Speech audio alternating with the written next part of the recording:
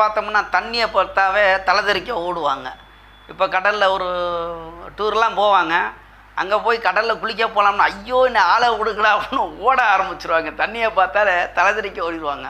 சரி, இதுக்கும் ஜாதகத்துக்கு என்ன இருக்குது, இந்த மாதிரி எதுவும் எப்படி இருக்குன்னு கேட்டிங்கனாக்கா, 3ஆம் இடத்துக்கு அதிபதியும் குருவும் 4ஆம் இடத்தில் இணைவு பெற்று அந்த இடம் பாவ இடமாக இருக்கணும்.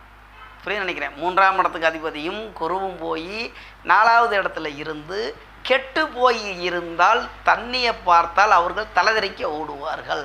4ஆம் இடங்கிறது சுகஸ்தானம் இல்லைங்களா?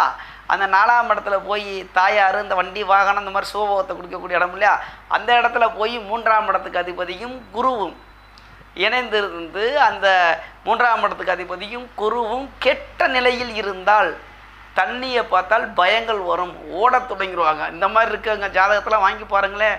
தண்ணி ஐயையோ தண்ணியில் எனக்கு கண்டம்னு சொல்லிட்டு ஓடிடுவாங்க.